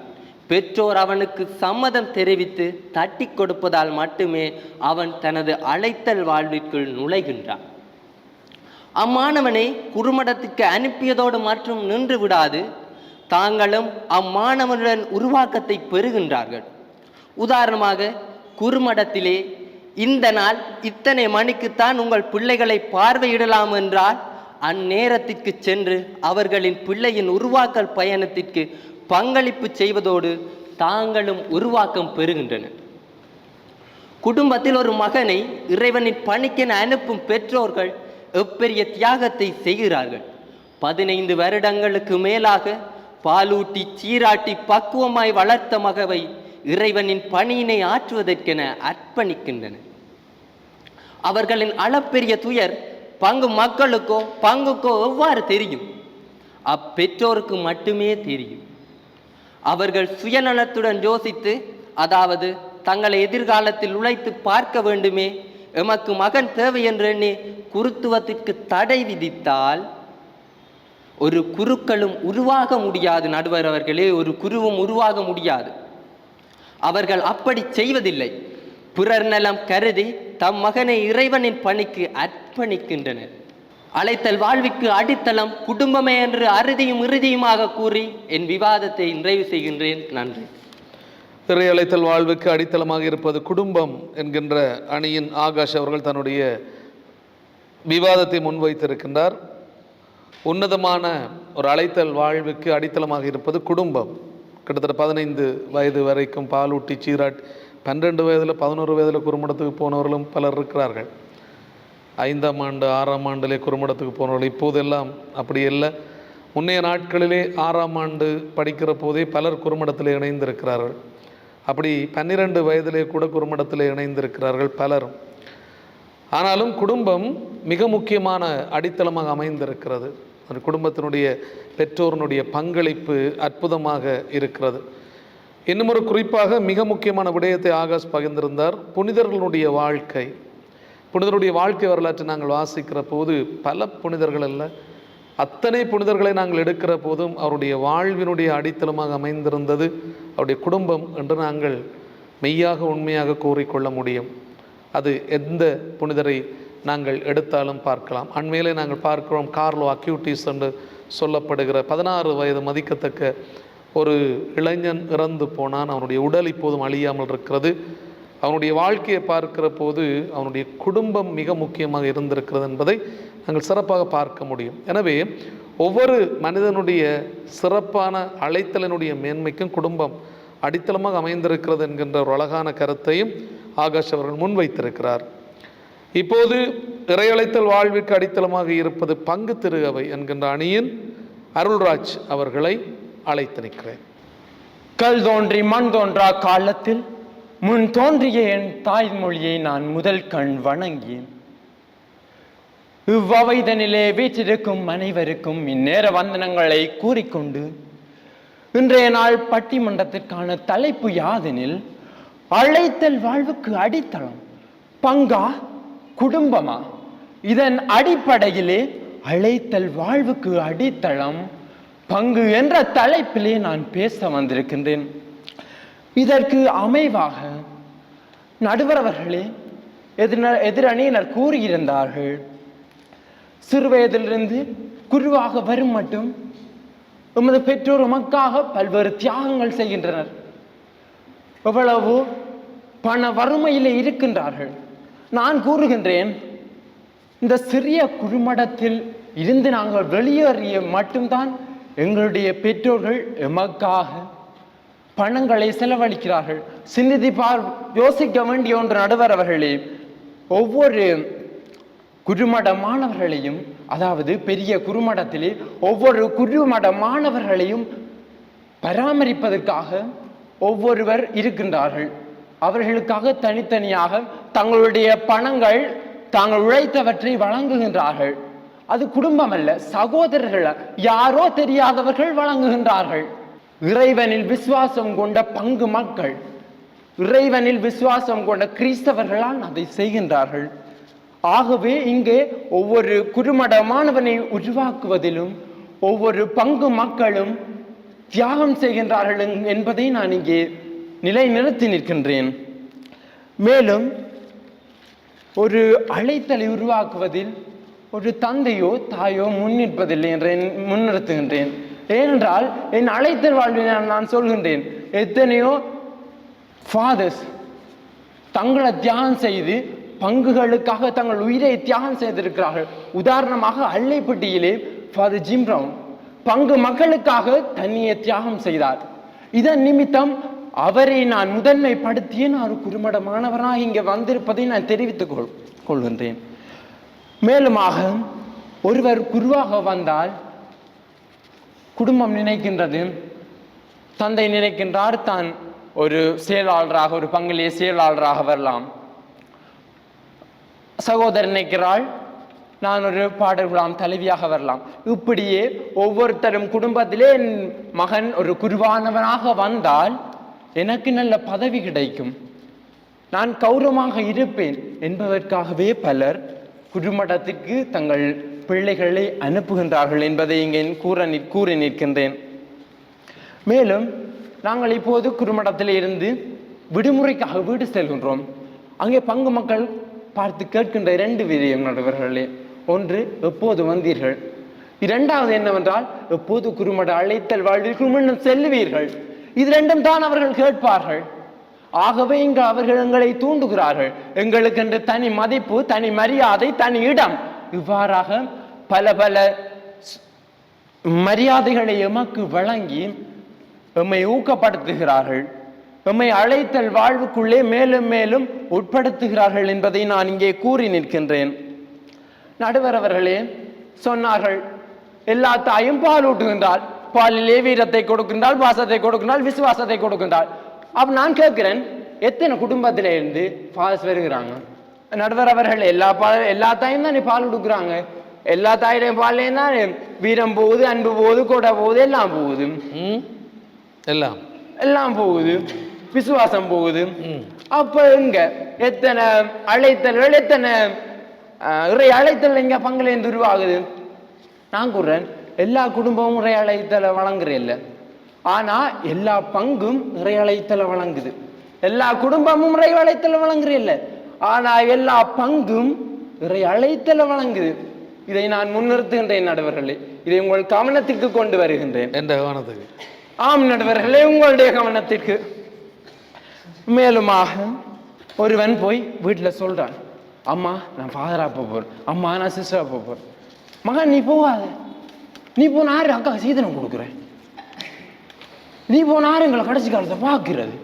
ஐயோ நீ போகாத, என் செல்ல பிள்ளை இல்லை, என் ஆசை பிள்ளை இல்லை, ஐயோ செல்ல குட்டி போகாத. நடுவர் நீங்களே இப்ப கேளுங்க, எங்க இருக்கிறதுனா நான் சொல்றது கேளுங்க. எத்தனை குடும்பம் இப்படி அழைத்தல கெடுக்குது. ஆனா பங்குல போயிடுற ஃபாட சொல்லி பாருங்க, வாராசா நீதான் வேணும், நீதான் நல்ல குற்று, ஐயோ வாச்செல்லாம் பவுன், இப்படி சொல்லிதான் எடுக்கிறாங்க. ஆனா குடும்பம் என்ன செய்யுது? அழைத்தல கெடுக்குது. ஆகவே இங்கே ஒவ்வொரு பங்கும் அழைத்தலை ஊக்குவிக்குது, ஆனா ஒவ்வொரு குடும்பமும் அழைத்தலை ஊக்குவிப்பதில்லை என்பதை கூறி என் உரையை முடித்துக் கொண்டு விடைபெறுகின்றேன். நன்றி, வணக்கம். இப்போதான் அந்த பட்டிமன்றம் சூடு பிடிக்கிற மாதிரி கிடக்கிறது. அற்புதமான கருத்துக்களை மிகவும் சுவாரஸ்யமாக அருள்ராஜ் அவர்கள் முன்வைத்திருந்தவர். சில கருத்துக்களை சொல்லுகின்ற விதங்களின் ஊடாக கூட நாங்கள் பல்வேறு விடயங்களை தெரிந்து கொள்ளக்கூடியதாக இருக்கிறது. குறிப்பாக குடும்பம் விளைநிலமாக இருக்கிறது, அது உன்னதமான ஒரு சிறப்பான விடயம். இருந்தாலும் எல்லா குடும்பமும் அற்புதமான சிறப்பான நல்ல குடும்பங்களாக இருக்கின்றனவா என்கின்ற ஒரு கேள்வியை அவர் கேட்டிருந்தார். எல்லா குடும்பமும் அழைத்தலை ஊக்குவிக்கின்ற குடும்பங்களாக இருக்கின்றனவா? விரல் விட்டெண்ணக்கூடிய குடும்பங்கள் தான் இப்போது அப்படி வாழ்ந்து கொண்டிருக்கிறார்கள். ஆனால் பல குடும்பங்கள் அதற்கு முரணாக செயல்பட்டு கொண்டிருப்பதை நாங்கள் பார்க்கலாம். அதில் குடும்பத்தில் இருக்கிற அப்பா, அம்மா, அண்ணா, அக்கா இவர்கள் செய்கிற பல தவறுகளினாலேயே அங்கே இருக்கின்ற நல்ல அழைத்தல்கள் கிடைக்காமல் கூட போகின்றன. இதை நாங்கள் தெரிந்து கொள்ளுகிறோம்.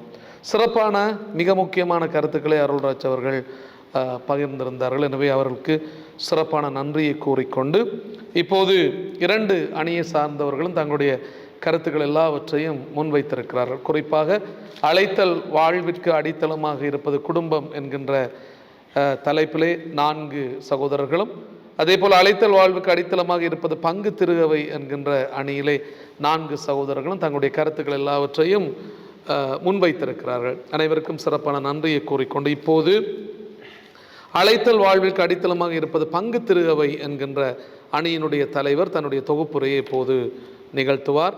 சிறப்பான விதத்திலே அவர் இந்த தொகுப்புரையை நிகழ்த்துமாறு அன்பாக அழைத்து நிற்கிறேன் டானிஸ்டன் அவர்களை.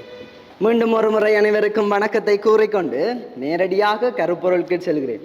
நடுவர் அவர்களே, எதிர்த்தரப்புவாதின ஜிதுசன் கூறியிருந்தார், அம்மா அப்பா சின்ன வயசுல கொண்டே கோயில் வாசலை காட்டினவேலாம், வாசல் காட்டி அவளுக்கு கோயில் தெரியாதாமண்டு. அதான் நான் நினைக்கிறேன் இப்பயும் இளைஞர் போனோட வாசல்லையே நிற்கணும் உள்ளே போயிடணும் இல்லை. இதுக்கு பிள்ளையாரு அம்மா அப்பா கோயிலுக்குள்ளே கூட்டிக்கொண்டே காட்டியிருக்கணும், வாசலை காட்டி இருக்கக்கூடாது, உள்ளுக்கு கொண்டு போகணும். ஓ 2வது விஷயம் நடுவர்களே என்னண்டா, இந்த செவன் தான் குடும்பத்திலாம் செவம் படிப்பிக்கிறோமாம், செவம் குடும்பத்திலாம் அடிப்படையாமன்னு சொல்லணும். அதான் முதன்மைக்கு வந்து புள்ள அருளந்த மாதிரியா சொல்லண்ட அருளந்த மாதிரியா என்று தடக்கு. இதுலையா இதா குடும்பத்தில் சொல்லி கொடுத்த செவம் இல்லை நான் கேட்குறேன். உத்தமன சத்தம் தெரியா? முதன்மையில உத்தமன சத்தம் தெரியா? உத்தமன ஸ்தாபம் கூட தெரியாது. எல்லாம் முதன்மையெல்லாம் பிள்ளை வந்து படிக்குது. இந்த நிலையில என்னன்னு சொல்லுவீங்க, குடும்பம் தான் செவ வாழ்வை வந்து கொடுக்குது பிள்ளைக்கு, குடும்பம் தான் அழைத்தல் வாழ்வுக்கு அடிப்படை என்னன்னு சொல்லுவீங்க. சரி, அடுத்த விஷயம் என்னண்டா வந்து குடும்பம் தான் வந்து அழைத்தலை உருவாக்குதுன்னு சொன்னா குருநேரில் 3000 குடும்பம் இருக்கு. ஆனா இப்ப எங்கட சிறிய குடும்பத்தில் இருக்கிறது ஒரே ஒரு ஆள் மட்டும்தான் இருக்குது. இதுக்கு என்ன சொல்ல போறீங்க? குடும்பம் காரணமா இல்ல பங்கு தான் பிள்ளையா? ஒரு ஆள் வந்ததுக்கு காரணம் பங்கு தான் பிள்ளையா இல்ல குடும்பம் தான் பிள்ளையா? ஆகவே திருப்பி சொல்றேன் நடுவர் அவர்களே, பங்கு தான் அழைத்தலுக்கு அடிப்படையும் அடித்தளமுமாக வந்து இருக்குது. மற்ற எதிர்த்தரப்பு வாயினர் ஐத்குமார் சொல்லியிருந்தார், இப்ப பங்குகள்ல பாடல் விடாம இல்லை, வீடப்பணியாடு இல்லை, எல்லாம் குறைஞ்சு கொண்டு போதும், ஒன்றும் செய்கிறாங்க இல்லைன்னு. நான் நினைக்கிறேன் அவர் வெளிநாட்டில் அமெரிக்காவில் பங்குல இருக்கிறார் போல இருக்கு. இப்போ இங்கேயும் எங்கட ஜால்மறை மாவட்ட குருக்கள் துல்லியமாக செய்து கொண்டு தான் இருக்கிறார்கள். புது விஷயங்களாக தொடங்கி கொண்டிருக்கிறார்கள். மரியாஞ்சனை வந்து வயசு போனாக்களுக்கு இருந்தால், ஆனால் அப்போ வந்து இளம்புள்ளிகளுக்கு வந்து மரியாஞ்சனை துவங்கி இளம்புள்ளிகளும் ஆர்வம் காட்டி வந்து செஞ்சு கொண்டு இருக்கின்றார்கள். இது மட்டும் இல்லாமல் இளைஞர் மன்றத்தை வந்து இப்ப இன்னும் அதிகமாக கர்சனை காட்டி ஒவ்வொரு பங்கு குருவும் வந்து செய்து கொண்டிருக்கின்றார்கள் என்பது வந்து கவனத்தில் கொள்ள வேண்டிய விஷயமாகும். இது மட்டும் இல்லை, நான் கேட்கிறேன், பெஸ்மாஸுக்கு பாதர் சரி குருவா வந்தா வீட்டின் மைந்தனடா சொல்றேன் இல்லையே, பங்கின் மைந்தனா சொல்றீங்க, மண்ணின் மைந்தன். மண்ணின் மைந்தன் நான் சொல்றேன். எங்கேயா சொல்றல வீட்டின் மைந்தன் இல்லை, வீட்டு மைந்தன் குடும்ப மைந்தன் சொல்றேன் இல்லையே தான். அப்ப இது ஒரு அடிப்படை காரணமாகும். 2வது சொர்ணம் பெஸ்மாஸுக்கு வந்து ஆடம்பரமா தங்க மாலை போறணும், திறந்த கார்ல கூட்டிக்கொண்டு போறணும். நாங்க கேட்கிறேன், இப்படி கூட குடும்பக்காரர் செய்வீனமா இல்லையே, பங்கு மக்கள் செய்யணும்டா குடும்பத்தில் ஒரு ஆளாவையில் நிற்கிறணும். அப்போ வந்து பங்கு மக்கள் அவனையும் தண்டை புள்ளையா தான் நிற்கிறணும். அப்போ வந்து இந்த பங்கு மக்கள் இல்லாட்டி நீங்க பெஸ்மாஸை கூட அவ்வளவு சந்தோஷமா செய்யல. அப்போ வந்து எல்லாத்துக்குமே வந்து பங்குதான் இப்போ வந்து அடித்தளமும் அடிப்படையாகவும் வந்து இருக்குது. அந்த வேலை வந்து எங்களோட அணி வந்து குடும்ப சேமால வந்து இப்போ இல்லை, விவாகரத்தினால வந்து பிள்ளைகள் பாதிக்கப்படுறாங்க, பங்கு தான் வந்து எல்லாரையும் வந்து கர்சனை கொண்டு போகுது என்று சொல்லி பல வகையான கருத்துக்களை முன்வைத்து இன்றைய காலத்தில் வந்து அழைத்தல் வாழ்விற்கு வந்து அடிப்படையாக இருப்பது பங்குதான் என கூறி விடைபெறுகின்றேன். நன்றி. இறை அழைத்தல் வாழ்வுக்கு அடித்தளமாக இருப்பது பங்கு திரு அவை என்கின்ற தலைப்பிலே தன்னுடைய அணியினுடைய ஒட்டுமொத்த விடயங்களையும் சிறப்பான விதத்திலே டெனிஸ்டன் அவர்கள் முன்வைத்திருக்கிறார். எனவே இப்போது நாங்கள் இறையழைத்தல் வாழ்வுக்கு அடித்தளமாக இருப்பது குடும்பம் என்கின்ற தலைப்பினுடைய அணியினுடைய தலைவர் காஸ்ட்ரோன் அவர்களை தன்னுடைய தொகுப்புரையை வழங்குமாறு அன்பாக அழைத்து நிற்கிறேன். மீண்டும் ஒரு வாய்ப்பளித்ததற்காக நன்றி கூறி தொடர்கிறேன் எனது விவாதத்தை. நான் விவாதத்தை தொடங்குறதுக்கு முதல் எதிரணி தலைவருக்கு ஒரு சின்ன அட்வைஸ். அவர் தொடர்னார்ன்ற தொடர் என்ற பெயர்களா தொடரா சொல்லி கொண்டு போறார். பாரதி கண்ணம்மா, பாக்கியலட்சுமி, பாண்டியன் ஸ்டோர். ஒரு சின்ன அட்வைஸ், தொடர் நாடகம் பார்க்க குறைச்சி கொண்டா உம்முடி அழைத்தல் வாழ்வுக்கு நல்லது. அடுத்ததா சொல்லிச்சு நம்ம அவையதான், அப்பா ரொட்டி சுடுறார், அம்மா சாரி வாங்குறா. இது ஒரு பிழையான குடும்ப பின்னணி என்று. அப்பா ரொட்டி சுடுறாருண்டா அது சரிதான். இந்த காலத்துல எந்த அப்பா ரொட்டி சுடுறினோம்? ரொட்டி சுடுறாருண்டா அங்க அந்த அப்பா தன்னுடைய மனைவிக்கு ஹெல்ப் பண்ற, விளங்குதா? அதே மாதிரி அம்மா சாரி எடுக்கிறாண்டா அவாக்கு தெரிவு சுதந்திரம் இருக்குது, அவ ஃப்ரீடமா இருக்கிறான் அர்த்தம். ஆகவே இது ஒரு நல்ல ஒரு குடும்பத்துக்கு பின்னணியா அமைது. ரொட்டி சுடுறது அழைத்தல் வாழ்வுக்கு அடித்தளம் குடும்பம் தான் என்றதுக்கு நான் வேற எங்கேயும் உதாரணம் போக தேவையில்லை. நடுவரை எடுத்துக்கொள்ளுங்க. நடுவற்ற மறையுறை எங்கட மீடியால பதிவேற்றம் செய்யறதுக்கு சிறிது நேரம் தாமதமானாலும் இயக்குனருக்கு உடனே கோல் வந்துடும், எங்க ஃபாதர் மறையுறைய காண இல்லையண்டு. அந்த அளவுக்கு திறமை வாழ்ந்த பேச்சாற்றல். காரணம் என்ன? அவன் அப்பா அண்ணாவியார். நடுவர் அவர்கள், இது உண்மையல்லோ? அண்ணாவியார் அப்பா. ஆகவே குடும்பம் தான் அவருக்கு அடிப்படை உருவாக்கத்தை அளித்தது. அந்த குடும்பத்தினூடாகவே பல்வேறுபட்ட குருக்கள் தங்களுடைய திறமைகளை வெளிப்படுத்தியிருக்கிறார்கள். எதிரணி கட்சிக்காரர் சொல்லுகிறார், அல்லைப்பிட்டி அருட்தந்தை ஜிம்ரோன் அடிகளார் தியாக மனப்பான்மை உள்ளவர், பல பங்கு மக்களுக்காக தன்னுடைய உயிரை தியாகம் செய்தார் என்று. தியாகம் செய்தார் தான். அவருக்கு அந்த குணம் பெற காரணம் அவருடைய குடும்பத்திலே பெற்றுக்கொண்ட அந்த தியாக மனப்பான்மை ஊடாகத்தான் அவர் தன்னுடைய உயிரை பங்கு மக்களுக்காக தியாகம் செய்தார். இவே ஒரே குடும்பத்தில் சண்டை சச்சரவு என்று அடிக்கடி சொல்லி கொண்டிருக்கணும். உங்களோட குடும்பங்களில் சண்டை சச்சரவு வேண்டாம், எங்களோட குடும்பங்களுக்கு வந்து வேறுங்கோ எப்படி இருக்குதுண்டு. குடும்ப சோமால எங்கட அம்மா சொல்லாம அம்மா இரவு சாப்பாடு சமைக்க மாட்டா, இது பொய் இல்லை உண்மையா? அடுத்ததா பங்கு தந்தைய ஒரு கட்சி எதிரணியினர் சொல்லார், தான் ஒரு குறுமடமானவனை மீட் பண்ணான், அவர்கிட்ட ஏன் பாதரா வேற ஆசையண்டா பங்கு தந்தையை பார்த்துத்தான், பங்கு தந்தை என்ற செயற்பாடால் தான் பங்குதான் என்று இருந்தார். இவ்வளத்தையும் கேட்டு நீங்கள் அந்த பங்கு தந்தையை உருவாக்கியது யாரென்ற ஒரு கேள்வி கேட்டிருந்தா உடனே சொல்லியிருப்பான் குடும்பம் தான் என்று. ஆகவே பங்கு அல்ல குடும்பமே அவரை உருவாக்கினது. விடுமுறைக்கு வீட்டை போறணும் குறுமடமானவர், ஆனால் அரைவாசி பேர் திரும்பி வர இல்லை. காரணம் குடும்பமா? இல்லை.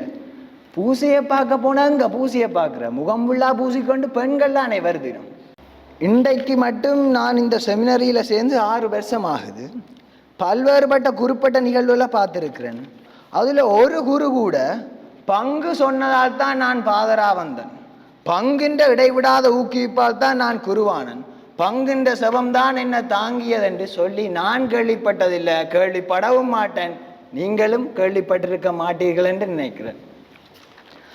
ஆகவே பங்கு அல்ல குடும்பம்தான் ஒரு மனிதனுடைய அழைத்தலை இனம் கண்டு அவனை ஊக்குவித்து அழைத்தல் வாழ்விலே வருகிற சவால்களின் போது அவனுக்கு உறுதுணையாக இருந்து அவனை பல்வேறுபட்ட வடிவங்களில் உருவாக்குகிறேன் என கூறி விடைபெறுகிறேன். நன்றி.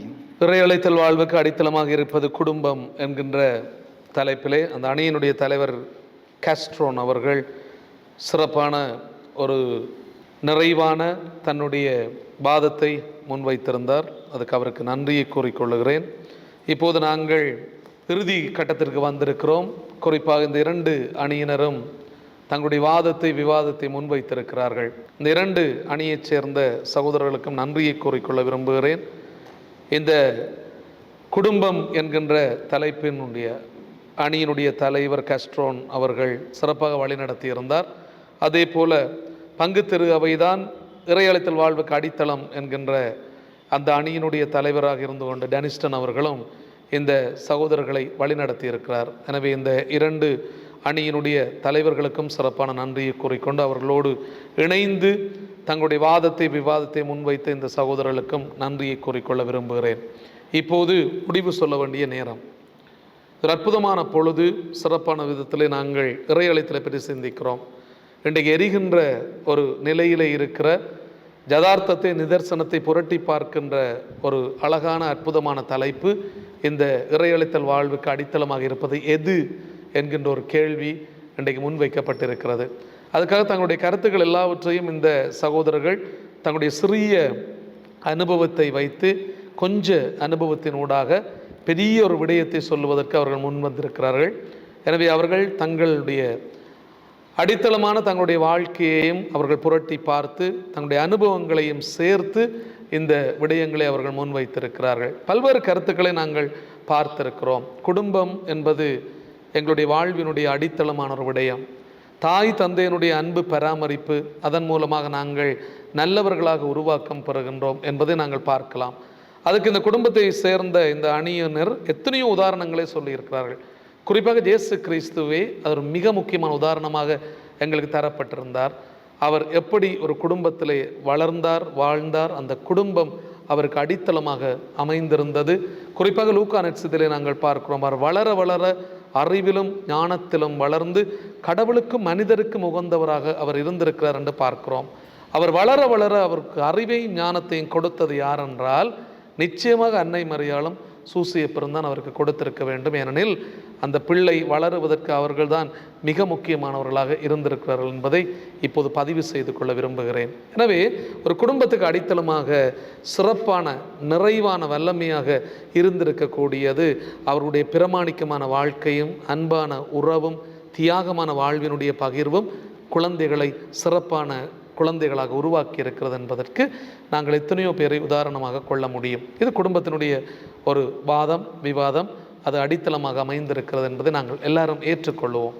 அதே போல நாங்கள் பங்கு திரு அவையை பார்க்கிற போது பங்கு திரு அவை என்பது ஒரு குழந்தையை சிறப்பான விதத்திலே வளருவதற்கு அவர்கள் எப்போதுமே உதவி செய்கிறார்கள் என்பதை தங்களுடைய வாதத்தின் மூலமாக எத்தனையோ உதாரணங்களை இந்த அணியினரும் அவர்கள் தந்திருக்கிறார்கள். குறிப்பாக இறுதியாக பேசிய அருள்ராஜ் பேசுகின்ற போது அவர் சொன்னார், ஒரு குறுமடத்தை விட்டு நாங்கள் வீட்டுக்கு போகிற போது அந்த பங்கு திரையவில் இருக்கிற பலர் எங்களிடத்திலே கேட்பார்கள், எப்படி இந்த குறுமடத்திலிருந்து வந்து விட்டாயா, மீண்டும் எப்போது நீ போகிறாய் என்று சொன்னால் நீ திருப்பி இந்த அழைத்தல் வாழ்வுக்குள்ளே போக வேண்டும் நிச்சயமாக என்பதை பங்கு திரு அவையாக சேர்ந்து கொண்டு பலரும் உற்சாகப்படுத்துகிறார்கள் என்பதை நாங்கள் மறுப்பதற்கும் இல்லை. அது எங்களுடைய தனிப்பட்ட வாழ்க்கையிலையும் நாங்கள் பார்த்திருக்கிறோம். பலர் எங்களுக்கு உதவி செய்கிறார்கள். இன்னும் ஒரு குறிப்பையும் அவர் குறிப்பிட்டிருந்தார், குறுமடத்திலே நாங்கள் வாழுகின்ற பெரிய குறுமடத்திலே நாங்கள் இருக்கின்ற போது எங்களுடைய குடும்பத்தின் மூலமாக எந்த ஒரு செலவையும் அவர்கள் எங்களுக்காக குறுமட செலவுக்காக அவர்கள் பாவிப்பது இல்லை. அது நாங்கள் அறிந்திருக்கக்கூடிய உண்மை. எத்தனையோ பேர் தங்களுடைய உழைப்பின் பலனை ஒவ்வொரு குறுமட மாணவனும் உருவாக்கம் பெற வேண்டும் என்பதற்காக பலரும் தங்களுடைய உழைப்பின் மேன்மையை கொடுத்து கொண்டே இருக்கிறார்கள். அப்படின்னா நல்ல உள்ளங்கள், நல்ல திரு அவையினுடைய நல்ல மக்கள் பலரும் இருப்பதனாலே ஒரு குறுமட மாணவன் உருவாக்கப்படுகின்றான். அவன் ஒரு குருவாக அல்லது ஒரு துறவியாக வெளியிலே வந்து பணியாற்றுவதற்கு அது உதவியாக இருக்கிறது. இன்றைக்கு நாங்கள் பார்க்கிறோம் எத்தனையோ குடும்பங்கள் வீழ்ச்சிக்குரிய குடும்பங்களாக இருந்திருக்கின்றன. எழுச்சியான குடும்பங்கள் இருந்தாலும் வீழ்ச்சியான குடும்பங்களும் பல இருக்கின்றன. உதாரணமான குடும்பங்கள் இருக்கிற போதும் உதாரணம் இல்லாமல் ஒழுக்கம் இல்லாத குடும்பங்களை நாங்கள் பார்க்கக்கூடியதாக இருக்கு. இப்படிப்பட்ட குடும்பங்களில் இருந்து அழைத்தல்களை நாங்கள் எதிர்பார்க்கவே முடியாது. நாங்கள் பரிசுத்த வேதாகமத்தை பார்க்கிற போது நல்ல மரம் நல்ல கனியை தரும் என்று ஆண்டவர் சொல்வார். நல்ல குடும்பங்கள் இருந்தால் அந்த குடும்பத்தில் இருக்கிற பிள்ளைகள் நல்ல கனிகளாக உருவாக்கம் பெறுவார்கள். அதற்கு இந்த சகோதரர்கள் இவர்கள் தங்களுடைய குடும்பங்களை உதாரணமாக பார்க்க முடியும். நிச்சயமாக நல்ல குடும்பங்கள் நல்ல உருவாக்கத்தை உருவாக்கி சிறப்பான பிள்ளைகளை தந்து இறை அழைத்தலுக்கு அனுப்புகிறார்கள் என்பதை நாங்கள் மறப்பதற்கில்லை. அதே போல பங்கு திரு அவையை நாங்கள் பார்க்கிற போது பங்கு திரு அவையில் இருக்கிற முதியவர்கள், வயதானவர்கள் பலர் எங்களுக்கு எத்தனையோ உதவிகளை, அறிவுரைகளை சொல்லுவார்கள். உதவிகளை செய்கிறார்கள், அறிவுரைகளை சொல்லுவார்கள். அவர்கள் மூலமாக நாங்கள் வளர்ந்திருக்கிறோம் என்பதையும் நாங்கள் மறுப்பதற்கு இல்லை. பங்கு திரு அவையை நாங்கள் பார்க்கிற போது ஒட்டு மொத்தமாக அந்த பங்கு திரு அவையிலே நடைபெறுகிற ஒவ்வொரு நிகழ்வும் ஒரு குறுமட மாணவனை உருவாக்குகிறது அல்லது துறவியாக போகின்ற ஒருவரை உருவாக்குகிறது. அது ஆணாக இருக்கலாம், பெண்ணாக இருக்கலாம். அவர்கள் அழைத்தலை பெறுவதற்கு பங்கு திரு அவையும் மிக முக்கியமான காரணமாக அமைந்திருக்கிறது. எனவே என்னுடைய முடிவை நான் அறிவிக்கின்ற போது மிக முக்கியமாக எங்களுடைய இறை அழைத்தல் வாழ்வுக்கு குடும்பம் அடித்தளம் என்பதை முன்னிறுத்தி கொண்டு அத்தோடு பங்கு திரு அவையும் நிச்சயமாக இந்த இறை அழைத்தல் வாழ்வுக்கு அடித்தளமாக இருக்கிறது என்பதையும் கூறி, குடும்பமும் பங்கு திரு அவையும் இந்த இறை அழைத்தல் வாழ்வுக்கு சிறப்பான அடித்தளங்களாக அமைந்திருக்கின்றன என்பதை கூறி, குடும்பமும் பங்கு திரு அவையும் நிச்சயமாக இறை அழைத்தலை ஊக்குவித்து கொண்டு இருக்கின்றன என்பதையும் கூறி, எனக்கும் இந்த வாய்ப்பை தந்த மறை அலை தொலைக்காட்சி இயக்குனர் அவர்களுக்கும் இங்கே பணியாற்றுகின்ற சகோதர சகோதரிகளுக்கும் சிறப்பான நன்றியை கூறிக்கொண்டு, மீண்டும் ஒரு தடவை இப்படியான பட்டிமன்ற நிகழ்வுகளையும் வேறு நிகழ்வுகளில் நாங்கள் சந்திப்போம் என்று கூறி வணக்கம் கூறி விடை பெறுகிறேன். உங்கள் அன்பின் அருட்தந்தை பாலதாஸ் பிராயன்.